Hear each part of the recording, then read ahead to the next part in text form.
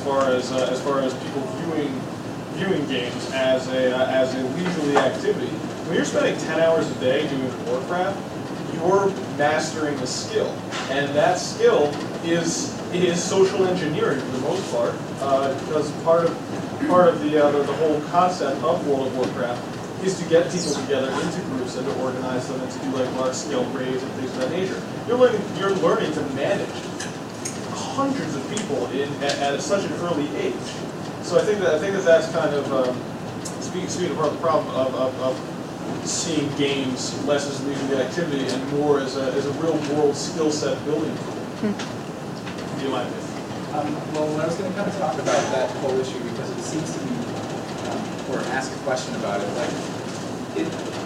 I've heard this a lot, where there is a certain shift going on with technology from knowledge, which he said should be 70% of somebody's learning, whereas 30% is skills, and the skill part of things, where this day and age there's so much information out there that memorizing knowledge is not necessarily the thing that is as important as just being able to find and work with that in terms of knowledge. So what do you guys have to say with that in terms of what kind of importance should we really be putting on knowledge versus skills? I think skills are way more important than knowledge, personally.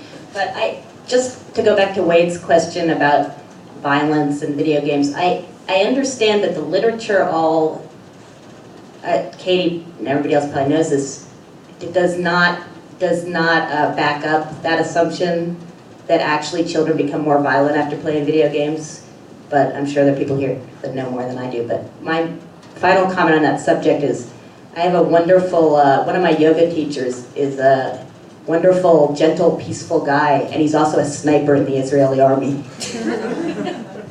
So I want to quickly follow up on the this question of knowledge versus skills, and I want to try to bridge it into this question about designing, like making games, making versus playing. Was that how your question was? Yeah. Okay, so I'm going to try to reframe this. So this question actually came up yesterday in a project that I'm working on around this distinction between knowledge and skills.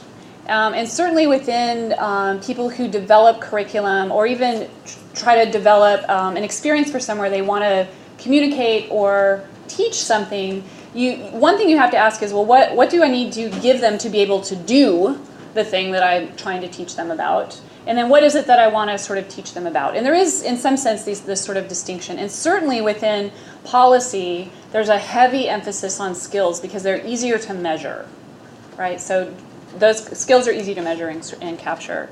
One argument that we're beginning to see in asking questions around participatory media, so this is Henry Jenkins, was mentioned earlier. And if you haven't checked out his white paper, if you just Google Jenkins white paper, he wrote a very interesting paper around participatory media. So looking at a question of cultural conditions today, what does it mean when people produce media?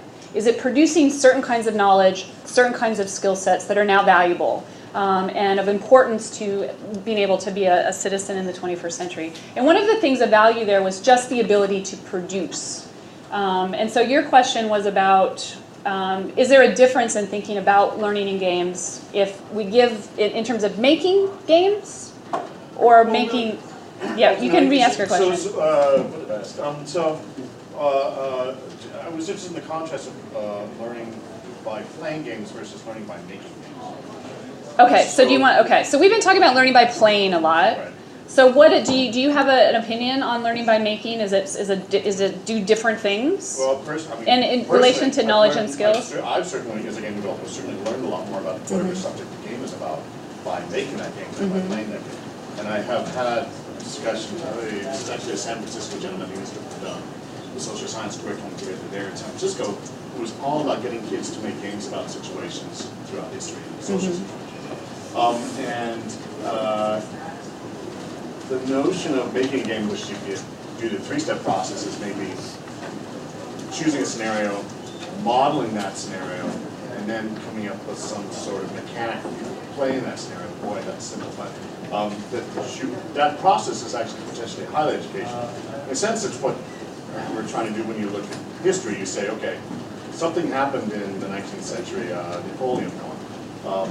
Look at that scenario, pull that apart, why did he win? And then if you were gonna be Napoleon, how would you go about, trying to win that battle or lose it?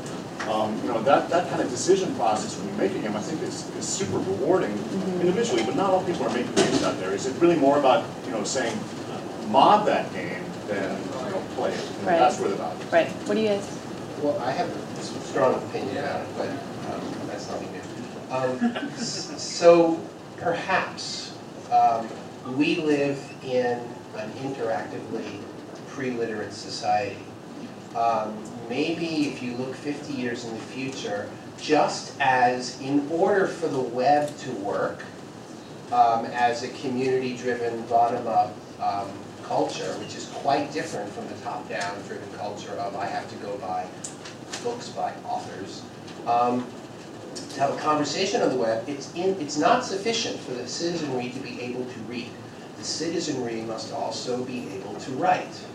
And if we look at games in the future, at a gradual evolution of I'm expressing ideas in a way that allows you to interact with those ideas, and that's a kind of its own rich medium of expression, not to replace books, just as books don't replace movies, movies don't replace plays, they do different things, but as a medium of cultural expression and putting your thoughts and ideas out there and having people bounce back, it could be that as we teach and figure out how to teach the next generation of kids to make games, then all of these questions about what are games for are going to fall by the wayside because they'll tell us what they're for as they make those games by the millions.